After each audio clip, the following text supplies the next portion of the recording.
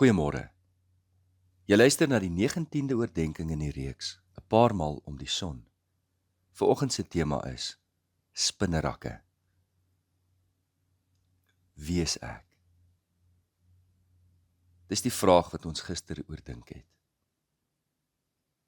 Jy het deur die loop van gister, dalk eers deur die nag gisteraand, 'n klomp keer die sinstam neergeskryf en dit toe voltooi: ek is. Ek is. Ek is. Hoe was dit vir jou om dit neer te skryf? En hoeveel antwoorde kon jy neerskryf? Kyk nou na al die antwoorde wat jy neergeskryf het. En bly net by dit. Moenie oordeel nie, moenie veroordeel nie. Sien dit vir wat dit is. Watter antwoorde staan vir jou uit as positief? Lig, bevrydend, hoopvol, lewegewend, dienend, beslissend, standvastig, dapper, getrou, heilsaam. Kyk na al daardie antwoorde wat jy neergeskryf het, wat jou vorentoe in jou lewe gaan neem en omkring dit of kleurmerk dit.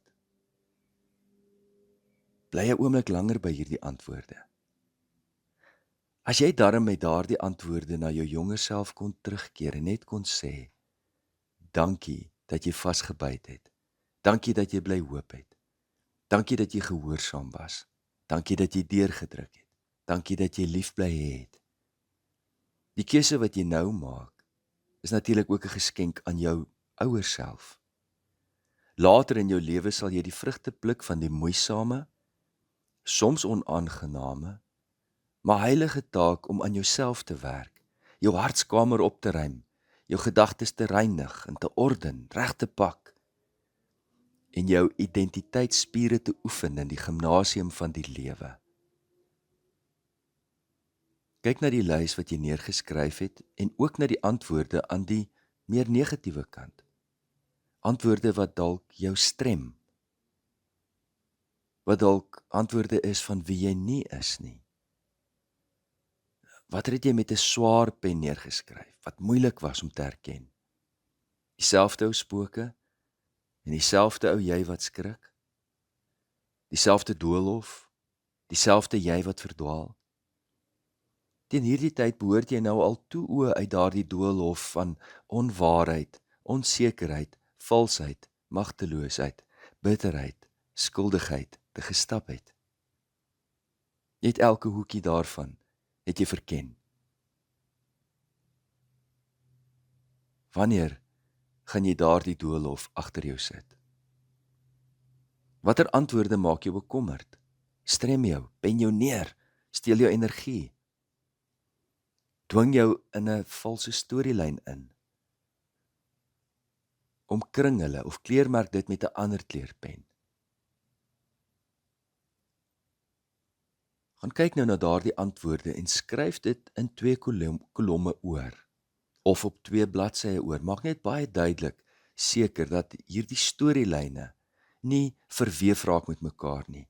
Kom ons sê, wie die ware jy is, die ideale jy, en die een wat jy sê, hierdie is nie ek nie. Skryf dit op 2 verskillende papiere neer. Aan die positiewe kant, is dit die storielyn wat nader is aan die storielyn van jou Godgeskape roeping hier op aarde. Die paar maal wat ons die voorreg het om die son te reis, is nie 'n lukrake reis nie. God is ons maker en ons is met 'n doel geskape.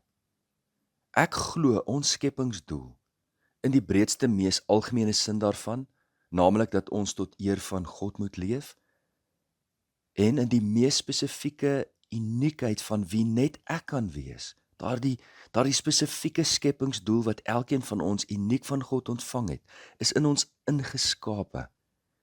Daar is 'n verlange in elke mens wat onvervuld bly, totdat ons rus vind in God en ons ware identiteit ontdek en vind. Hoe verder ek wegleef van my skepingsdoel, hoe groter is die spanning wat ek in my lewe ervaar.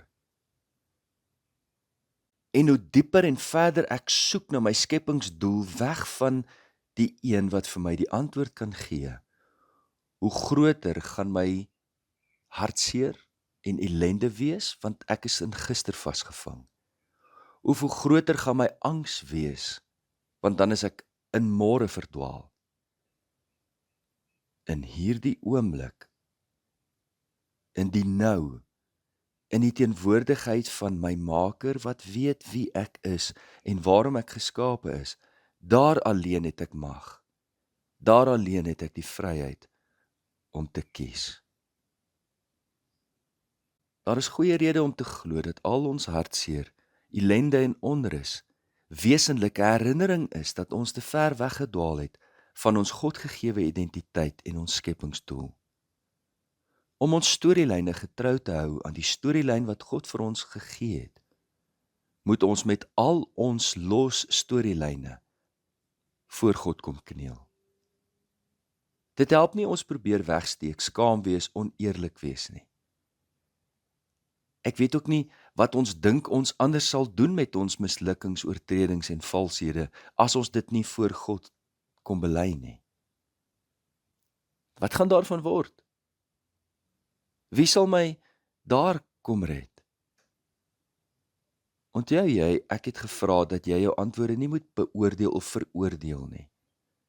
Daarmee bedoel ek nie, daar is 'n kwalitatiewe verskil tussen wat goed en sleg en lig en donker ensovoorts is nie. Maar wanneer die lig van die Here oor ons lewens skyn, is die doel daarvan nie dat ons in skaamte en selfverwyd liewer moet wegstorm nie. Ja, die gevoel van skaamte en selfverwyd kom oor ons. Ook dit glo ek is die werk van die Heilige Gees om ons te herinner.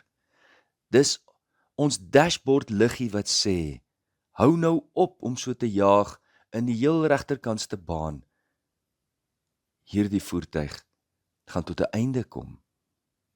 Het gaan stikkend breek, moenie verder nie. Hoe verder jy op hierdie pad bly jaag, hoe verder weg is jy van jou skepingsdoel en hoe groter is die skade. Hierdie gevoel van skaamte en selfverwyd is bitter soos alwynsap. Maar wie God leer ken het in die praat en doen van die man van Nasaret, sal weet dat daardie smaak gou verander in die soetste smaak van brood en wyn. Onthou jy, toe die sondaar vrou voor Jesus gesleep het, red-handed betrap, en haar aanklaers klip in die hand gereed staan om te doen wat 'n mens met 'n sondaar doen, het hy die laaste aanklaer beskaam met sy vraagstelling aan hulle. En hy het vir haar gevra, het niemand oorgebly om jou te veroordeel nie? Niemand nie, Here, het sy geantwoord. Waar Jesus toe vir haar sê, ek doen ook nie. Gaan nou en doen nie meer sonde nie. In die beslissende oomblik, waar God se lig oor ons lewens skyn, het die klip in die hand manne weggestap, ongereed, dat hulle voor God die ware storielyn, in God se storielyn ontdek. Maar die vrou het gebly. En hier is sy nie veroordeel nie, maar gered tot 'n nuwe storielyn. Wie nie gou, en liefs nou, die keuse maak om die valse storielyne uit te sorteer nie. 'n rooi pen te vat en dit dood te krap nie, sal later self verstrik raak in hulle. 'n Mens kan verbasend lank wegkom met verwronge storielyne. Maar dit is beslis. Langs die pad sal jy verstrik raak in al hierdie valse storielyne. Dis 'n noodwendigheid. En dan besef jy wat die skoenlapper in die spinnerak besef. Hoe meer jy hier spartel, hoe meer raak jy verstrik. George Barna noem dit 'n heilige ineenstorting. Dit is jou Damaskus oomblik, waar jy blind geslaan op jou knieë val en sê, ek kan nie meer nie. Dit is jou Petrus oomblik, wanneer die haan se kraai jou op jou knieë dwing en jy uitroep, Here, ek kan nie verder nie. Ek het eenmaal lank gelede hierdie gedig geskryf. Petrus, nou word jou breekbeeld duideliker, wat wild wegvlug in bitter tand geknars. Ek verstaan nou meer as voorheen hoe die haan se kraai moes klink, toe jou woorde en verraad jou 3 maal aangekla en gevonnis het tot godloonaar. Petrus, in jou was beide evangelie en die vuurrooi draak op die sykant van 'n silwer muntstuk vasgemaak. Oomlik eers het die tyd getol en het die draak sy rooi kleed uitgerol. 'n verhewe woord, 'n bloedbelofte, Here nooit, verdwaal, verdwyn in die Paasnag in Jerusalem. Petrus, ek verstaan nou meer hoe jy moes voel, toe jou gebroke lyf in my binnehof kom inwoel. Maar ek bid dat ek ook 'n engelstem hoor sê, gaan na Galilea, hy gaan jou daarvoor uit. Gaan nou en sê veral vir Petrus dit. Ek bid ook dat u in volheid van die tyd my naam sal fluister in 'n sondaar siel kom terugsit. Dankie. Dankie tog dat die Here dit kom doen het. Ek weet nie wat sou van my geword het nie. Want as die Here ons daar vind en ons ou storielyne wegvee soos 'n mens spinnerakke wegvee, dan ervaar jy vryheid soos daardie eerste sonskyn môre in die skepping moes wees. En lewe kan nuut begin. Die ou storielyne maak plek vir 'n nuwe storielyn. Hoofletter, storielyn. Ek wonder nog oor een ding vanmôre. Jy het waarskynlik baie dinge neergeskryf in antwoord op die sinstam, ek is. Wie van julle het iewers in julle lys geskryf, ek is lief vir myself? Ons gebed kom uit die groot gebedeboek en is eeue gelede deur een van die kerkvaders gebid. Here, ek is moeg. Laat my rus vind in u eerder as in gesondheid of skoonheid, eer of status, mag of waardigheid, kennis of vernuf. Skenk my die genade om in u te rus, bo alle aardse rykdom en kunste, roem en lof, vreugde of bevrediging, bo alle wêreldse hoop en beloftes, begeertes en verdienste, bo al die gawes wat u my kan gee, begeer ek u self die meeste van alles. God, skepper van alle sienlike en onsienlike dinge, in u alleen vind my hart sy diepste rus. In Jesus naam. Amen. Liefde en 'n geseënde dag vir elkeen.